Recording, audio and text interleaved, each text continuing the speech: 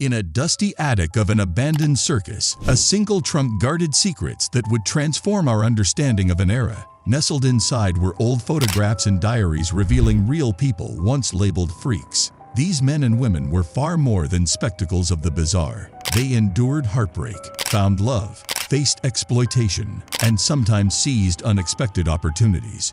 Join us as we rank the top 15 of these extraordinary performers and uncover the human stories beneath the sensational posters. Before we count down from 15 to 1, take a moment to subscribe to our channel. We regularly explore history's overlooked chapters, shedding light on moments and figures that still resonate today. By subscribing, you'll be the first to know when a new story surfaces. Stories that remind us how the strangest truths often lie just behind the mainstream narrative.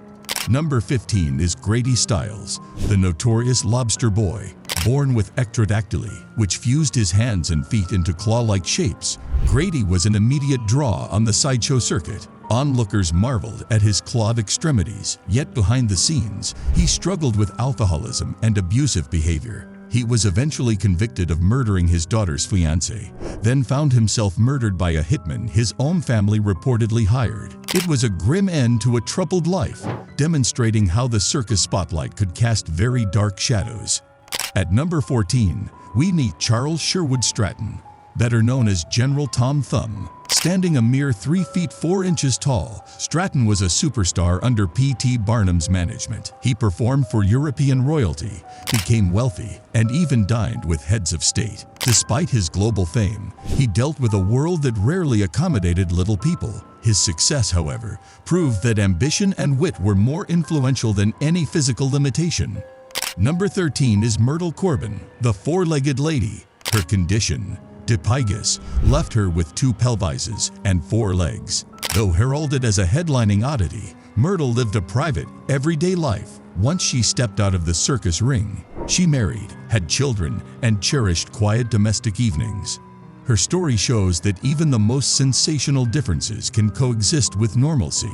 Sliding into number 12 is Wong, the human unicorn, who bore a horn-like protrusion on his head. Sideshow promoters spun wild yarns about his supposed race of horned humans, but likely he had a simple cutaneous horn. Though audiences flocked to witness his unusual appearance, Wong's fellow performers described a thoughtful man with conflicted feelings. He found financial security in the sideshow, yet yearned to be more than a living legend. At number 11, Stephan Bibrowski, called Lionel the lion-faced man, dazzled crowds with his coat of hair caused by hypertrichosis. He cultivated an image of fierceness, yet was widely known backstage as a courteous polyglot with refined interests. His books and letters reveal a man who valued knowledge above spectacle. In his blending of wild looks and gentle nature, Bibrowski reminds us that appearances rarely tell the full story.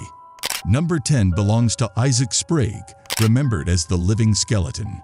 A mysterious condition caused him to lose weight uncontrollably, leaving him frail and constantly fatigued. Doctors couldn't help, so the sideshow became his only livelihood, though spectators gawked at his skeletal figure. Fragments of his journal describe deep loneliness and desperation for a cure that never came. At number 9, Schlitzie, often referred to simply by that single name, became one of the century's most iconic sideshow performers. Born with microcephaly, he had a smaller skull and cognitive differences. Despite this, those who knew him spoke of his unbridled happiness and gentle nature. Exploited on stage as a pinhead, Schlitzie nonetheless found genuine kindness in certain handlers, revealing that compassion sometimes broke through the most callous environments. For number 8, we have Francesco Lentini, the three-legged man. Born with a parasitic twin, he had 3 functional legs and, surprisingly, a confident personality to match. Rather than hide from the stares, he showcased trick-kicking and athletic feats, building a successful career with major circuses. Later in life, he married, raised children, and encouraged others to see their differences not as barriers but as unique assets. Number 7 introduces Ella Harper, the Camel girl, whose backward-bending knees led her to walk on all fours. Promoters painted her as an exotic creature, but once she made enough money, she chose education over the circus. Her exit from the ring underscores a larger truth. Many performers saw the sideshow as a temporary means to a better future, not a life sentence of spectacle. At number 6, Chang and Ang Bunker, the Siamese twins, challenged every assumption about conjoined siblings. Joined at the chest by a band of tissue, they toured extensively before settling down on a farm in North Carolina. Each married a different sister, and together they fathered 21 children. Their quest to live quietly, despite never being fully free from public fascination, exemplifies resilience in a world hungry for oddities. Number 5 is Frances O'Connor, the living half-girl who was born without arms. She astounded spectators by writing, sewing, and performing everyday tasks with her feet. Offstage, Frances insisted she was as capable as anyone else, confounding those who pitied her. She serves as a reminder that physical disabilities do not define personal potential. At number 4, Martin Joe Laurello earned fame as the man with the revolving head. Due to a rare spinal condition, he could turn his head almost 180 degrees. Photographs of wide-eyed spectators gazing at Laurello endure, yet acquaintances noted the discomfort his performances caused him. His story provokes important questions about how far people should push their bodies in pursuit of a paycheck or fleeting fame. Entering the top 3, we find Maximo and Barra, who promoters billed as primitive pinheads from a distant, undiscovered land. Their entire persona was a fabrication, as they were simply short-statured individuals thrust into an exploitative role. Forced to speak made-up words and wear tribal costumes, Maximo and Barra symbolize the deceit that often underpinned sideshow advertising. Their predicament is a stark reminder of how easily truth was sacrificed for profit. In the runner-up spot, George and Willie Muse were African-American albino brothers who were kidnapped as children. Their captors forced them to perform as ambassadors from Mars, exploiting racial biases to boost ticket sales. For years, they never saw a penny of their earnings. Their eventual rescue by their determined mother stands as one of the most dramatic victories over circus exploitation, underscoring a parent's unwavering love in the face of injustice. Finally, at number 1, Minnie Woolsey, also known as Koo-Koo, the bird girl, had Verkau-Suckle syndrome. Labeled bird-like because of her petite features and near blindness, she was dressed in feathery outfits to heighten the novelty. Yet backstage, Minnie was known for her gentle disposition and longing for genuine acceptance. Her struggles and quiet dignity typify the deeply human stories overshadowed by the bright lights and elaborate marketing of the sideshow.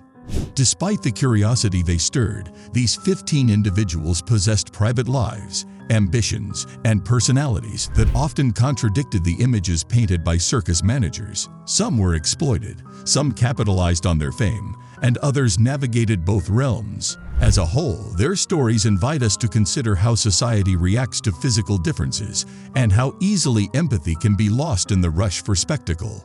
In modern times, medical advances and social awareness have improved life for many with rare conditions, but echoes of the old sideshow dynamic linger whenever fascination overtakes compassion. These stories remind us that individuals labeled freaks were, and are, human beings first. They faced abuse, enjoyed camaraderie, raised children, pursued education, and sometimes found meaning in making the best of a difficult situation. It's a legacy of resilience that demands both our attention and our respect. If these remarkable stories resonate with you, please subscribe to our channel. We regularly delve into the overlooked and misunderstood chapters of history, shedding new light on people who challenged the norms of their day. By learning their stories, we gain the power to see beyond surface differences in our own world, recognizing that every body and every mind carries a story worth telling.